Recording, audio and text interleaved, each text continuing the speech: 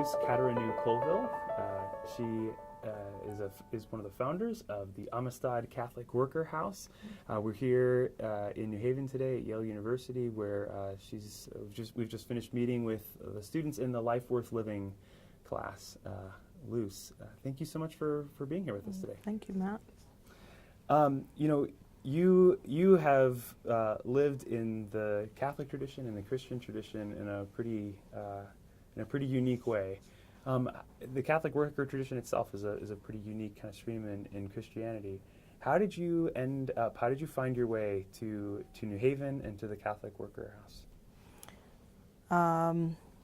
Well, I'm originally from New York, Bronx, New York, and I was raised there in a nuclear family style. My parents and 3 siblings, and for us, it was more about being the nuclear family versus the extended family, which is it's countercultural to our Hispanic tradition, where extended family is part of your family. And so the Catholic worker just sort of draws out in me the excitement of, everyone is your family. You're not alone. It's not about, my family's better than your family's better than mine. We are all living it together and trying to express that on a daily basis. So describe a little bit your living situation. What does the house look like? Well, presently we raised four of our biological kids and my niece and nephew there. So 6 kids for a good amount of time, and now we're just down to 1 son living in the house. He's 13, Isaiah. We have myself, my husband Mark, and 2 other men, and a single mom with a 13-year-old daughter. And that's what's the physical makeup in terms of, unrelated people that we call family living in the house. And in terms of what we do on a daily basis, that we have an open door policy at our house. So anyone who's in crisis or who has a need for anything can come to our house, and we try to respond to that person in need. We do offer breakfast and lunch 5 days a week at our house. People come over to our house and they can take showers, do laundry, basically, everybody's family. You know how you have a lot of family members come over to your house at unexpected times and, need help for whatever. It's normal for us to deal with the craziness. It's never, just our nuclear family. It's everybody involved. But you didn't grow up Catholic. No, I did not. Yeah. I was raised Pentecostal. My siblings at the time that I became Catholic were already in religious education. They wanted to do their first communion. They were in the Catholic Church for a couple of years, but it was more, what it looked to me was more of a social gathering, a youth group where they were able to let their hair down and just sort of hang out with people of their peers. But for me, becoming Catholic was a choice. I went to church with my grandmother and wanted to be with her whenever she came to visit us from Puerto Rico. And so for me, it was just a connecting with her, but not really being part of the actual tradition of being Pentecostal.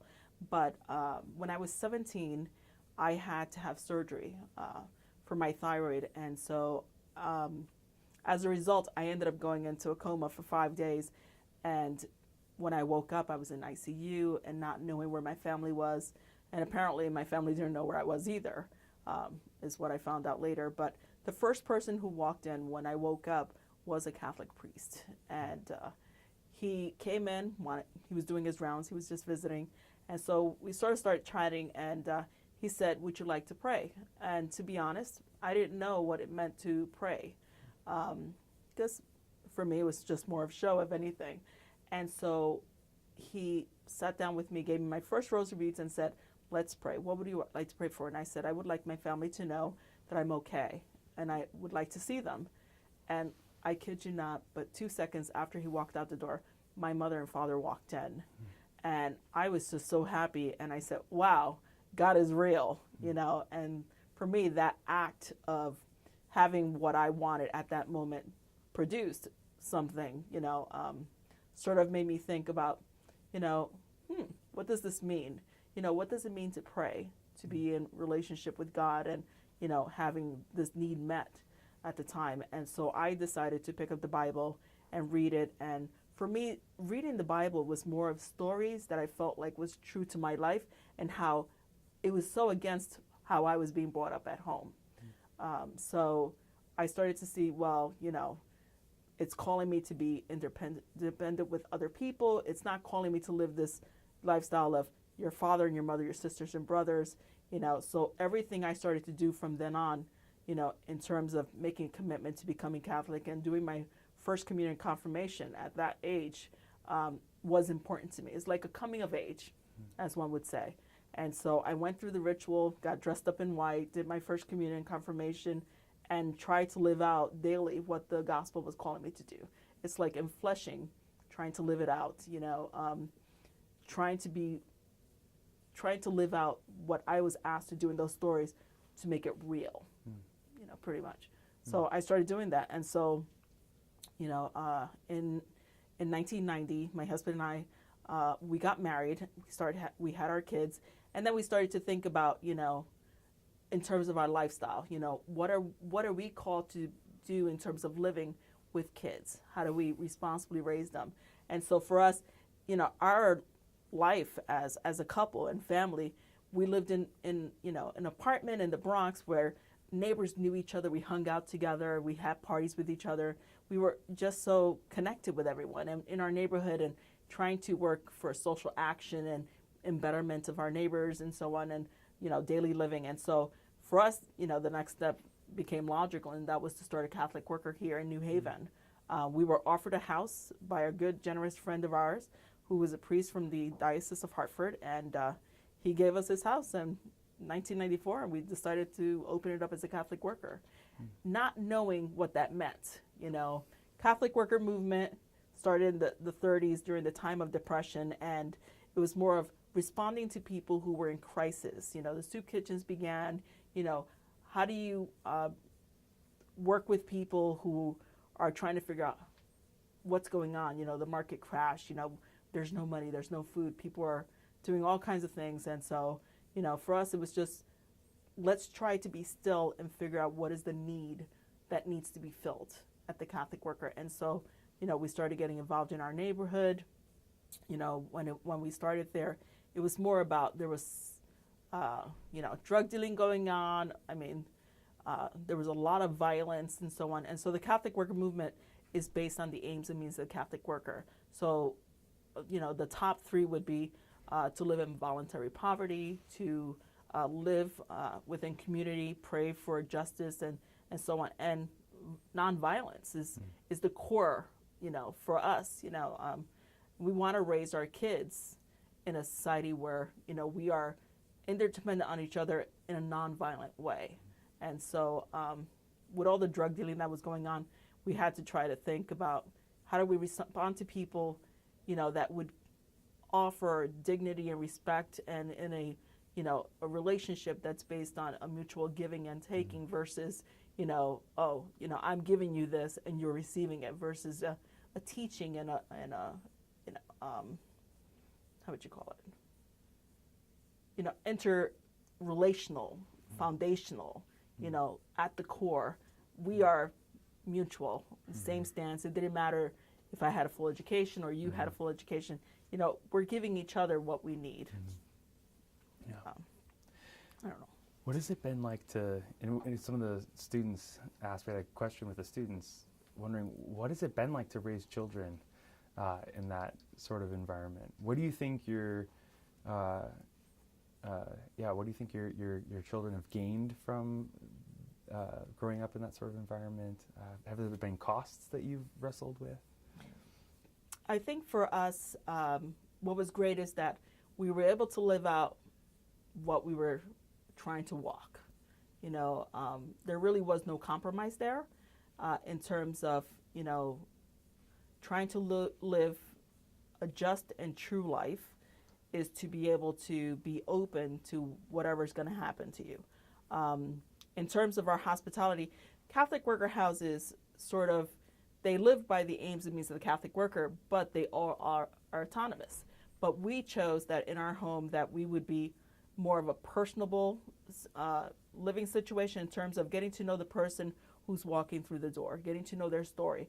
all we used to hear was all the negative stuff that happened in the Hill on Rosette Street, the shootings, the drug dealing, and so on, but never talk about all the positive stuff that comes out of there, And so for us, raising our kids, already you're making a choice. You're raising your kids in the Hill, the bad section of the Hill, And so, if anything, our kids were like the opening of the sea for us there. It's like, Mark got involved in parish council meetings and, emergency food councils, all these different organizations just sort of to, get acclimated to being in New Haven.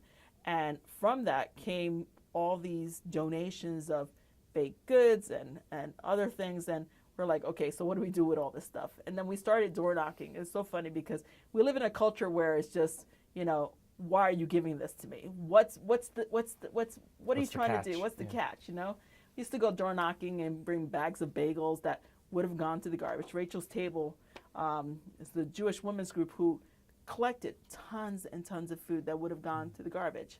And so we said, yeah, we'll take some of your stuff and we'll, distribute it. But it was garbage bags full of bagels. Mm-hmm. What do you do with all that? Mm-hmm. So we started to get to know our neighbors by knocking on their door and like, no, I don't want your bagels. Why are you giving this to me? I can afford to get it from the supermarket. Mm-hmm. I don't need your free things. Mm-hmm. But then what happened was our kids were going to school with their kids. And so we set up a table outside and coffee and cream cheese and bagels. And it was the kids in the neighborhood who would stop by on their way to school to grab something to eat. And that was the opening in our neighborhood. It wasn't about who are those folks and are they churchy and, why are they here in our neighborhood? It was more like these are parents with kids who are in the system where my kids go to. They're not the elite. They're not trying to, gentrify this neighborhood. It was more about we're all trying to raise our kids in the same environment. And so their kids are the opening for us in our neighborhood. And it's been great. In terms of our lifestyle, we take a lot of stance for nonviolence, and so it at times will take us to demonstrations and maybe some jail time. And so, for other people to see that there are reasons to go to jail for causes that's not related to drugs or, domestic violence and so on, it's an eye opener. Oh, wait, you can get arrested for demonstrating? How is that possible? Do we not live in a democratic society where, you can speak your mind and so on? And we're like, no, Mark was just standing out there, or I was just standing out there with a sign and so on. And yeah, it produced 30 days in jail and so on. So for us, we sort of were able to, have that interchange with other moms who were, home and their husbands or the fathers of their kids were in jail, and so we were able to draw support from our neighbors, while a parent was out of the house. It wasn't about, I have my thing together. I can handle being a single mom at home and so on. We have communal living. We have other people living in our house. But it was more about how do you become vulnerable and open yourself up to other people and the elements and saying, okay, it's okay to have a bad day. We're not all going to have a good day, but it's easier to share those pains with other people who have gone through the same thing. So that's great. In the course, we talk with students about, we go through these different traditions and we talk about the different ways that these traditions talk about the life worth living, the flourishing human life, that maybe that ideal life that we don't expect to live, but somehow motivates us in the ways that we try to live our own life and the ways that we try to make life possible for others as well. And when we do that, we talk about kind of three different dimensions. We talk about life going well, life led well, and life feeling maybe as it ought, or life feeling good. As you think about those three different dimensions for you living in this tradition, it's a bit abstract, but what does it mean for life to go well? How important are life's circumstances, or how ought we think about the circumstances of life? Do they matter?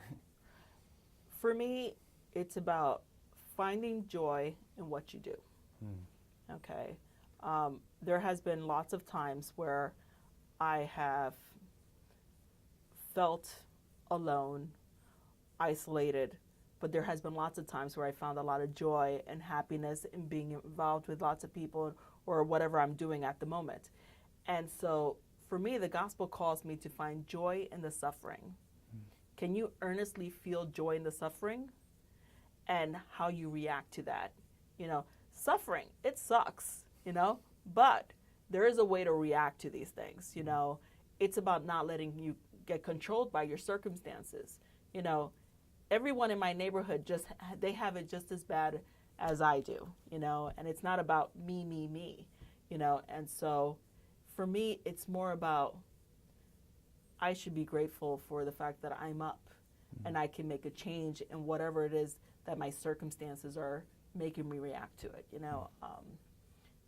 We all have opportunity to sort of react in a good way or a bad way. It's how you interpret it. I try to live my life as if, today is the day. God forbid I die, but have I lived it fully? I've had, there was a time I had an accident, and in that accident, it was like, did I fully reach that potential that I was called to be as a Catholic, And at that time I said, wow, if I was to die right now, I would be happy because I feel as though I've done what I needed to do. I've followed every protocol, as to what I thought I was asked to do living as a Catholic. And then the question became, I'm alive still. Okay, so what does that mean? What have I not done? What is the next step I'm being called to do? And in that process, and Mark and I dialoguing, it became that choice of going the next step and doing the whole, getting involved in more, more of reacting to war in a nonviolent way. So that would require attending demonstrations, but more of long-term jail sentence. And what does that mean? Being a mom with kids in the house and a community and running the ministry of the Amistad Catholic Worker. And so that opened up a whole other door for me, but it pulled me out of a comfort zone, but knowing that every day God is going to continue to challenge me. It's whether or not you want to take the challenge and how open are you to taking that challenge. So for me, I find joy in the midst of suffering. God never has ever abandoned me. How we all stress about those bills. I'm the one in my house who stressed about the bills. It's like, oh my gosh, how are we going to pay this? And so Mark's biggest line, God has a lot of money. You just have to have faith and it will get paid for. And so that's how I try to live every day. It's like God has a plan. The joke is, you want to see God laugh? Tell God how he's supposed to do his thing. It's all sorted. You just need to step out of your own way, out of your own comfort zone, and things will fall into place. Not easy to do every day, but you just have to be open to whatever the Spirit is calling you to do and deal with it. You talk about kind of living each day where you've kind of acquitted yourself of your responsibilities. To whom do you consider yourself responsible? Are those responsibilities you have to God, to your community, to your family, to the Catholic tradition? To whom do you primarily consider yourself responsible to? That's a very good question. I don't know. I like to say that I'm a jack of all trades, and every single action has an impact and effect on someone else. So I try, believe it or not, I'm a person who likes to think of these scenarios in my head. Well, if I do this, this is what's going to happen, or if I do that, and so on. And so I just try to live or make my decisions based on what is God calling me to do, and trying to be just. It's not about what's the ends and means of whatever it is that I'm doing, whatever results I want to get, because those results are not what I should be aspiring to. It's about how do I live just? Where do I find the grace in that situation? Because regardless of what I do, I may or may not see that result, but it has some sort of impact. So I just have to let go of what it is that I want from that and just look at the situation for what it is. So it's an emphasis on leading life well, not being so concerned Right. about what the circumstances might be, and in that you find some joy. Right, because if you're waiting for those results, you're being controlled by the situation that you're aspiring to. Sure. So it's easier to find joy in whatever it is that you're reacting to by simply being in that moment. And I think that all came up for the fact that I had that car accident. Because before I used to think about striving for this or that and trying to be happy, you know. But every day is a gift, and we have to live it out as fully as possible because you don't know what's going to happen. So do you really want to live a life where, you know, you had an argument with someone and then that person, God forbid, something happened to them, and all you're thinking about is how you treated that person? No. You know, I want to live life as if I was to die, I had an impact on someone's life in a positive way. Or if it was in a negative way, it was because that relationship was strong enough to get beyond that. You know what I'm saying? But I think it all came from that foxhole experience of almost dying. So.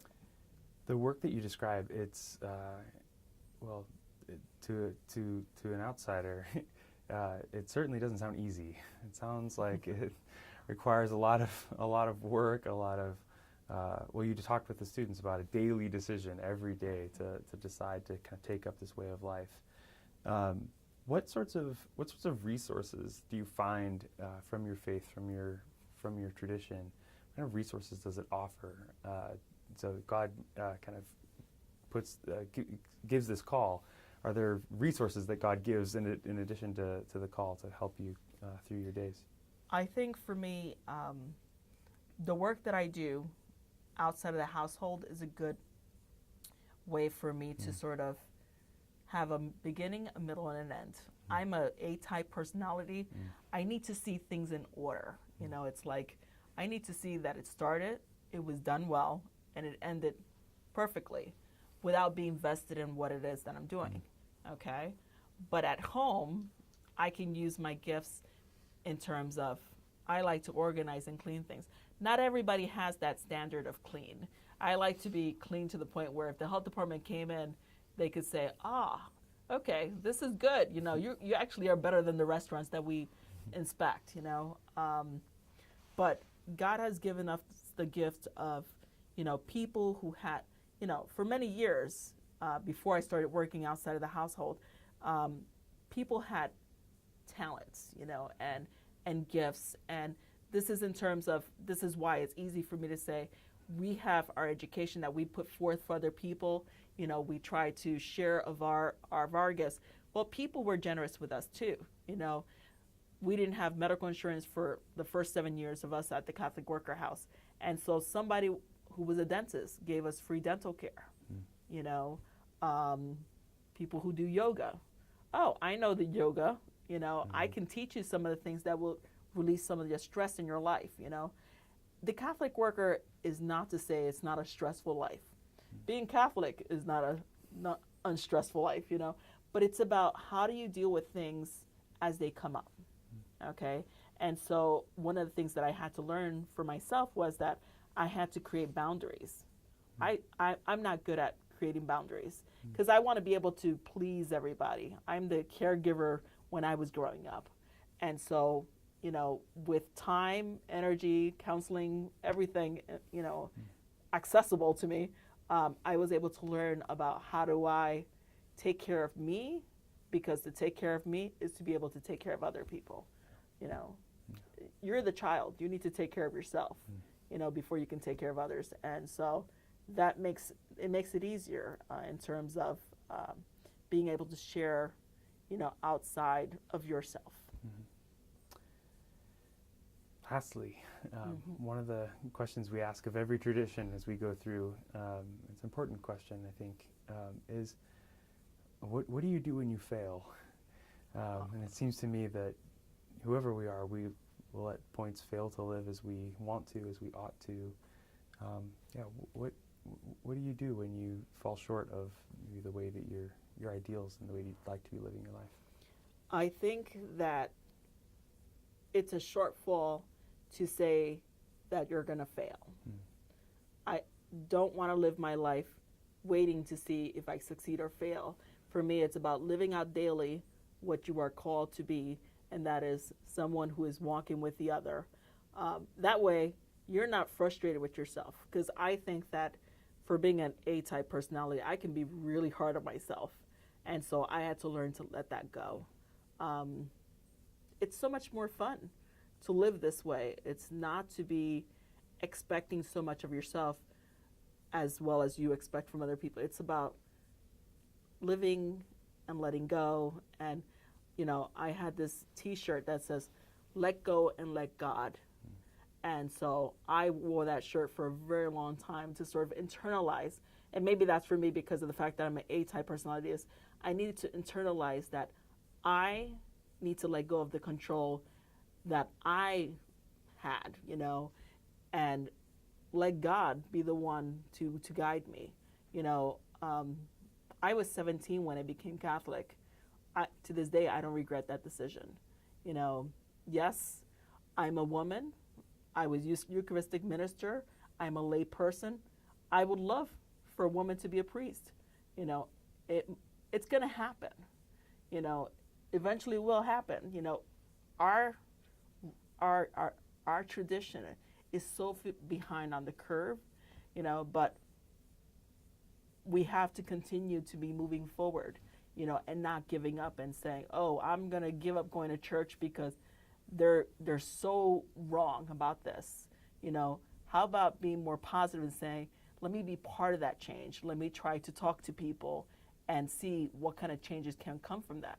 Because, you know, I'm not the pie in the sky type Catholic. I'm more the hands-on, practical, you know, get in there and try to do things and be one of the shakers. So let me take my part in what it is that God is calling me to do, and that is to live my life daily as what I am being instructed to do. So, Well, Luzs, thank you so much for sharing your story and sharing your time with us and with our students. well, thank you so much for having me.